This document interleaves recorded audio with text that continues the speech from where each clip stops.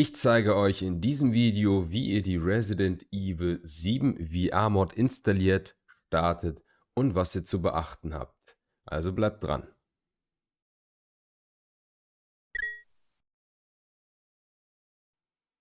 Selbstverständlich solltet ihr sicher gehen, dass ihr das Spiel auch besitzt.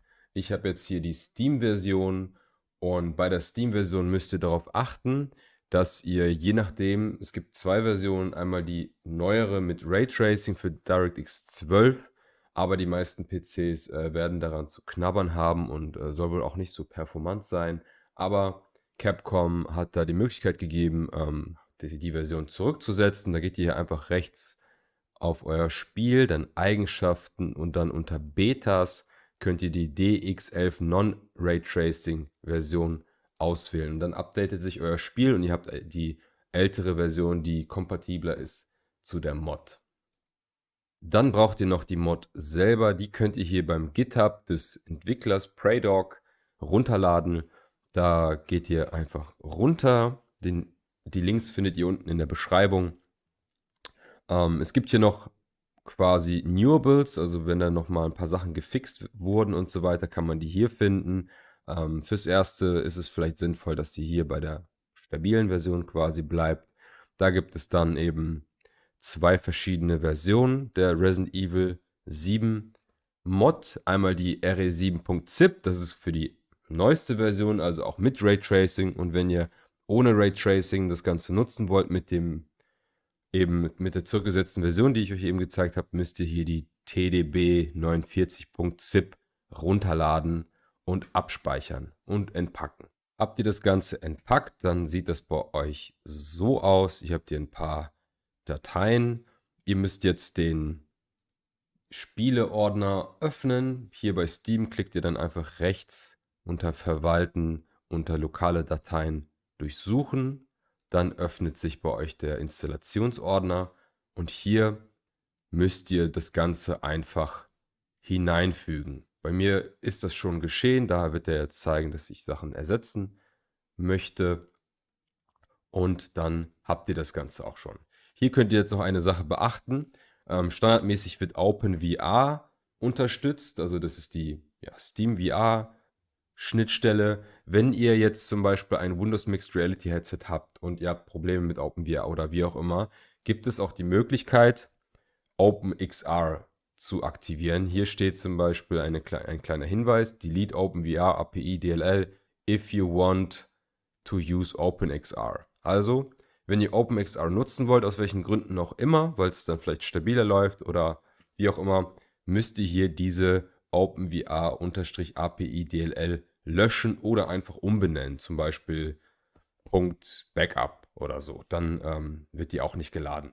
Ich würde euch aber empfehlen, erstmal bei OpenVR zu bleiben, da dann auch die Bindings funktionieren und ihr dann unter anderem mit der Pico Neo 3 Link oder eben auch mit der Valve Index gut damit spielen könnt. Für die Quest oder für ein Windows Mixed Reality Headset könnte es sein, dass es dann etwas besser läuft mit OpenXR. Allerdings, um noch ein bisschen Performance rauszukitzeln, kann ich euch noch empfehlen, was auch nur unter OpenVR eben funktioniert, das VR Performance Toolkit von F. Holger zu installieren. Damit enabled ihr, also aktiviert ihr FSR oder eben Fixed Forwarded Rendering. Da gibt es verschiedene Möglichkeiten, die man hier einstellen kann. Die empfehle ich euch runterzuladen.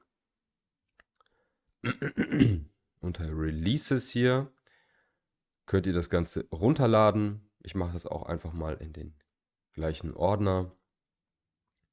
So.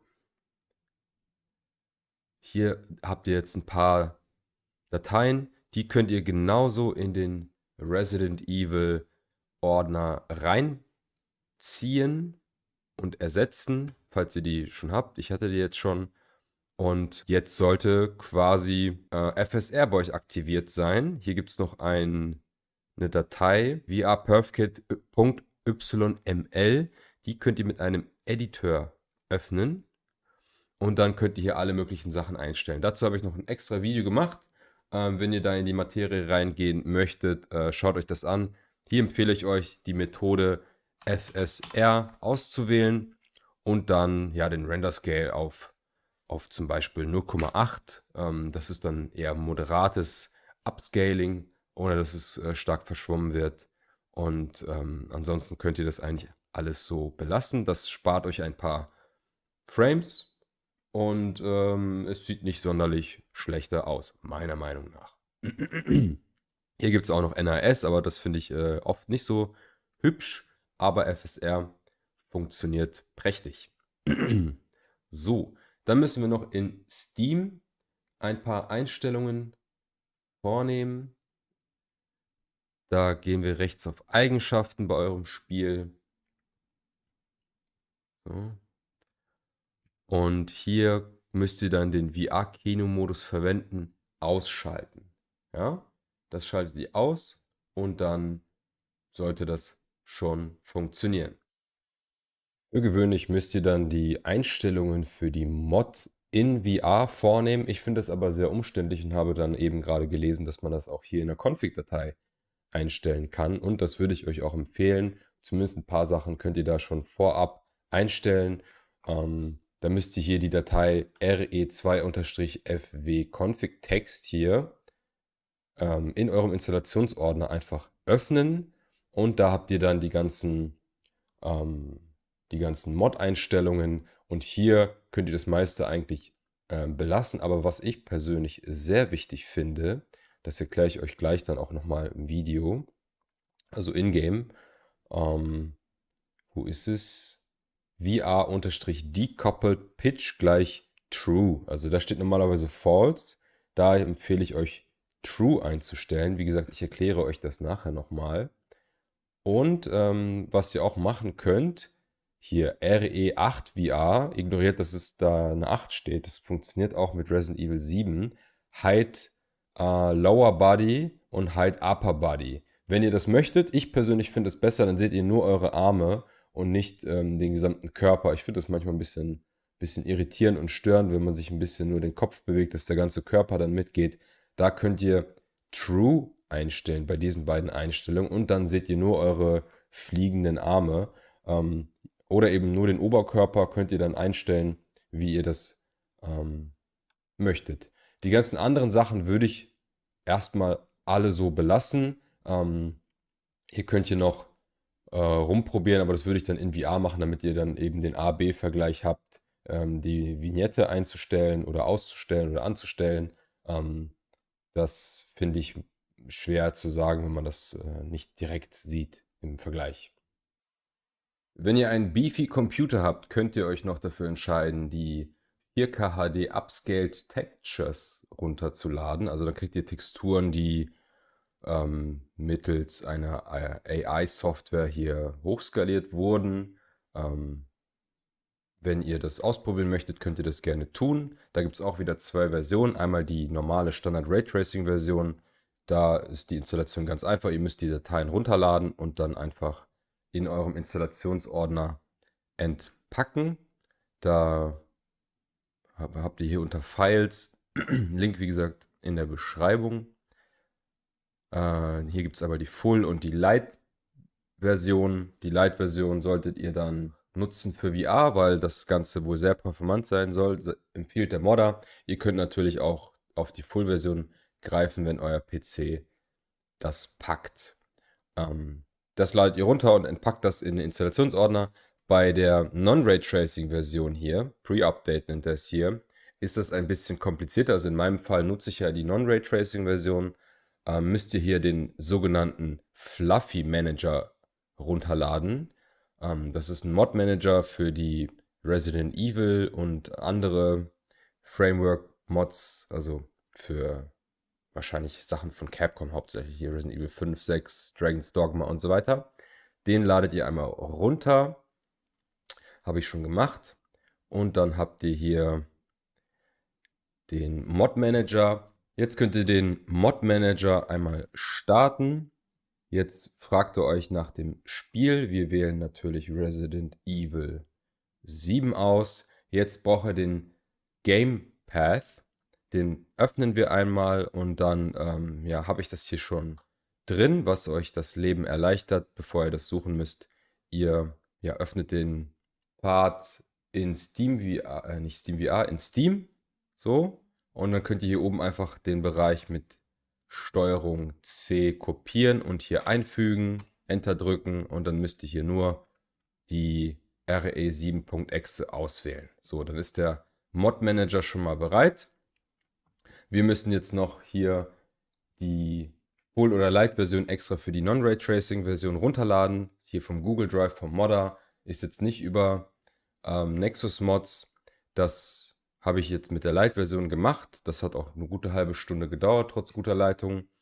Und diese fügen wir dann in diesen Mod-Manager. Jetzt, wo wir das gestartet haben, sollte hier unter Games der RE7-Ordner sein. Da muss die Mod dann rein. Ich habe die hier. Die kommt einfach direkt in den RE7 Mods-Ordner. Wenn das erledigt ist, geht ihr nochmal auf den Fluffy Manager. Müsst hier wahrscheinlich den nochmal neu starten, damit die Mods auch erkannt werden. So, jetzt habt ihr hier die Mod und die können wir hier einmal einfach aktivieren. Jetzt installiert ihr die Mod und wenn das abgeschlossen ist, können wir den Mod Manager hier einmal schließen und haben das erledigt mit den Texturen. Ein weiterer Tipp meinerseits wäre, dass ihr dieses Bild hier in eurem Browser öffnet, um nachher in SteamVR schnell gucken zu können, wie die Einstellungen sind. Ich erkläre euch das nachher in SteamVR, wie ihr das Ganze schön übersichtlich machen könnt, weil es doch hier ein paar Kniffe gibt, die man sich vielleicht nicht so merken kann und dann nicht immer nur, also das VR-Headset abnehmen möchte. Zum Beispiel hier, um die Karte zu öffnen, müsst ihr hinter euch an den Rücken greifen. Das ja, vergisst man dann vielleicht schnell im Gefecht und da könnt ihr das hier euch in SteamVR schnell anzeigen lassen.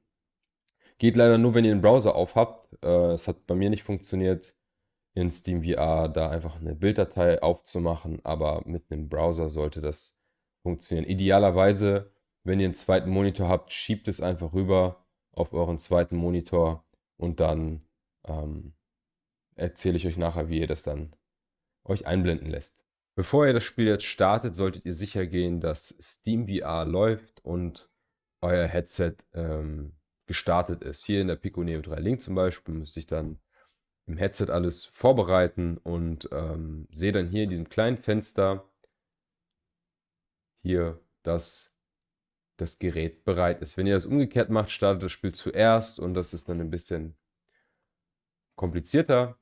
Einfach dafür sorgen, dass alles vorbereitet ist und dann könnt ihr das Spiel starten. Ihr könnt das Headset jetzt auch schon aufsetzen. Ihr seht jetzt oben links schon die Einstellungen, die verschwinden aber gleich, wenn sich das VR aktiviert.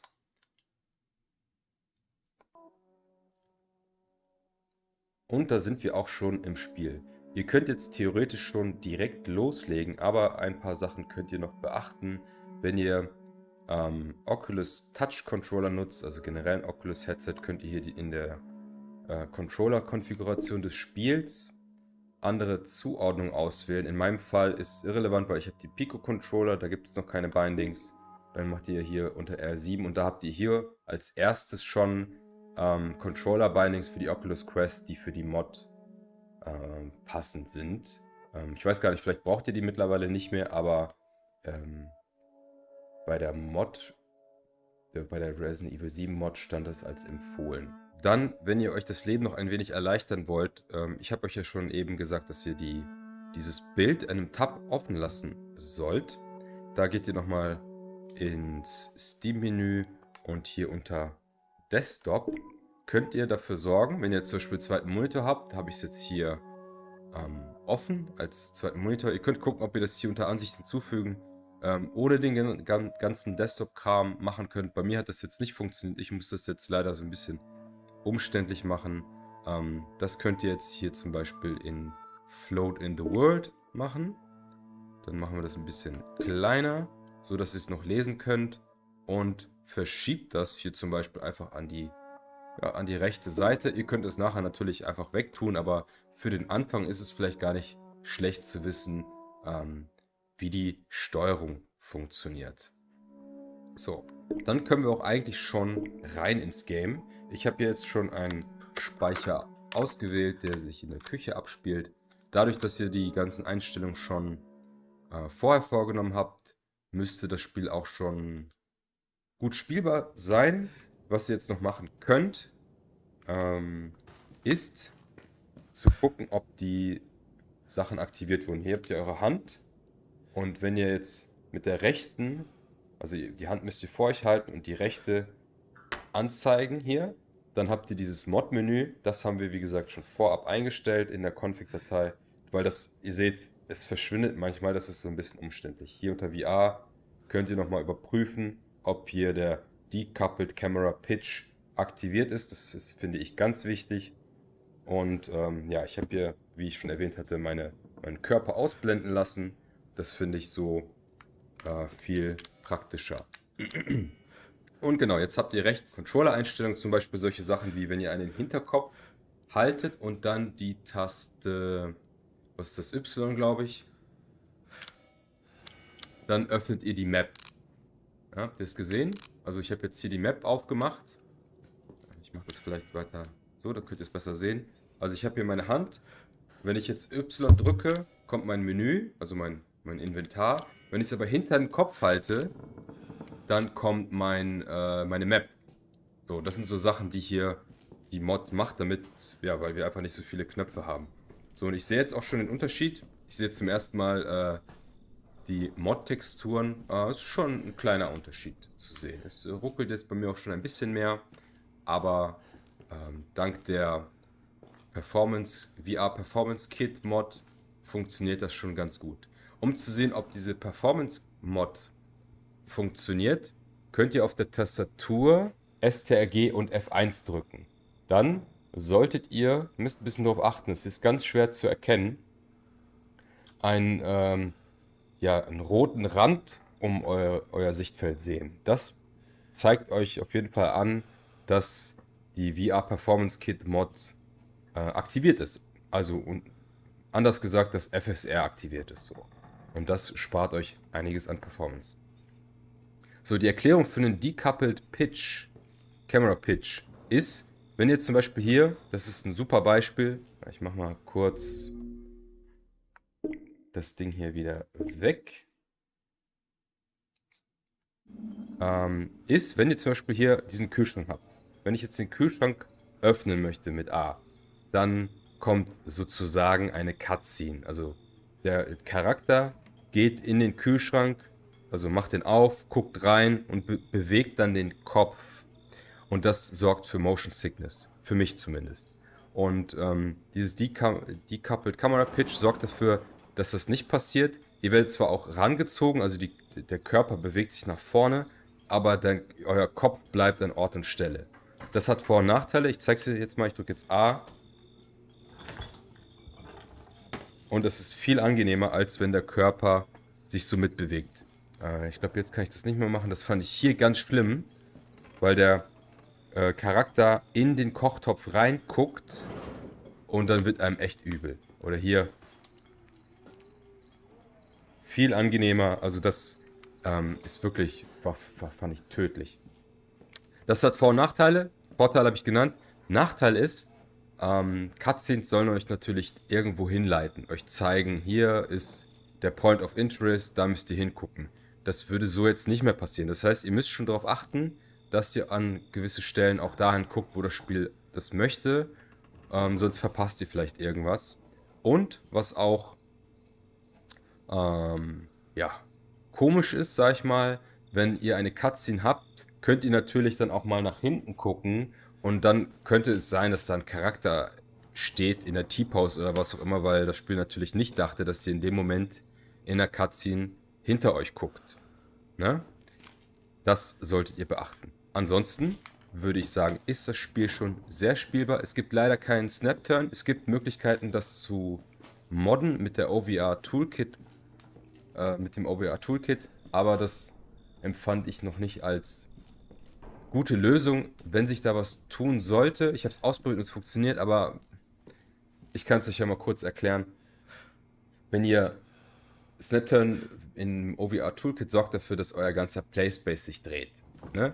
Also wenn ich jetzt nach rechts drücke, würde sich jetzt das ganze Playspace um 45 Grad zum Beispiel drehen. Das Problem hierbei ist, dass trotzdem diese Rotation bleibt. Das heißt, ihr habt beides. Also einmal Snapturn und eine leichte Rotation, was ich blöd fand. Und was ich noch schlimmer finde, was das Spiel quasi unspielbar macht, wenn ihr ein Objekt euch anschaut, hier zum Beispiel, dann macht ihr das mit dem rechten Stick. Mit dem rechten Stick bewegt ihr hier Objekte und guckt ihr euch an und müsst damit zum Beispiel Rätsel lösen oder Hinweise finden oder was auch immer. Hier hätte sich jetzt die ganze Zeit mit dieser Lösung, in Anführungszeichen, das ganze Playspace bewegt, also Snapturn. Und dann könnt ihr das eigentlich nicht mehr machen. Das fand ich ein bisschen blöd. Also müsst ihr da leider drauf verzichten. Wenn sich da was ändert oder sich das verbessert oder das nachgepatcht wird, würde ich das euch mitteilen. Ja, und ansonsten sieht die Mod echt schnieke aus. Sie ist auch sehr performant. Ich habe eine 5700 XT. Jetzt mit den Texturen ist es nicht mehr ganz so flüssig, wie ich es gewohnt bin. Aber ich nutze die volle Auflösung meiner Pico Neo 3 Link. Und sage euch, das ist auf jeden Fall spielbar. Und mit dem Decoupled Pitch sieht das Ganze auch, also sorgt es nicht so für Motion Sickness. Ja, ich würde dann mal sagen, ich bedanke mich fürs Zuschauen und grusel mich jetzt mal ein bisschen hier in diesem Spiel. Ich hoffe, das Video hat euch gefallen und konnte euch weiterhelfen. Haut rein, ciao.